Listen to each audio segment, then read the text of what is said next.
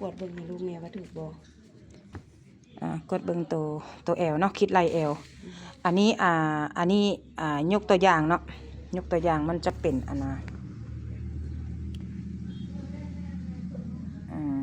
ันก็สิบ่แจ้งปานใดวะมันก็สิบ่แจ้งปานใดวะอันนี้คือแอลลูกค้าเนาะอันนี้คือแอลของลูกค้าแม่นบ่สเปคแอลลูกค้า48นี่47นี่มัน28เนาะ28มันเพิ่มอยู่2เบียดเป็น29เนาะตัวนี้แม่น47 28แม่นบ่28เป็น29เป็น7กับ2เบียดเนาะ7กับ2เบียดและหลักสูตรเพิ่มบวก1เนาะเป็น8กับ2เบียด8กับ2ตาเบียดแม่นบ่โอเค8กับ2ตาเบียดถูกต้องเนาะถูกต้องแล้วตัวนี้เนาะอันนี้คือ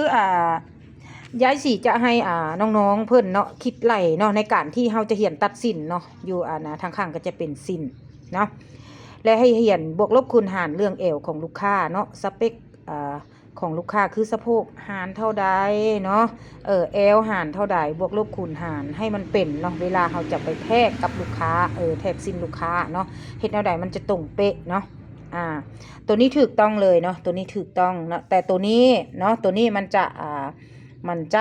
บ่ถูกเนาะมันจะบ่ถูกตัวนี้นะเนาะบวกลบคูณหารออกมาได้เท่านี้บ่ถูกแอลกับลูกค้าฉะนั้นให้น้องๆนักเรียนตั้งใจอีกเทื่อนึงเนาะตั้งใจอีกเทื่อนึงคูณหารใหม่เนาะ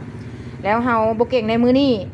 มื้อหน้าเฮาจะเก่งเนาะเก่งขึ้นไปเรื่อยๆบ่แม่นว่าจะเก่งลดลงได้เก่งขึ้นไปเรื่อยๆเนาะก็ฝากซำนี้เนาะฝากให้ทุกคนเด้อถ้าผู้ใดอยากได้ความรู้ลึกกว่านี้เนาะก็ฝากติดตามช่อง YouTube ในยายสีไว้เด้อในยายสีออกไปสอนอยู่ในช่อง YouTube เนาะฮันแม่แก้วรีวิวเรื่องจริงเด้อ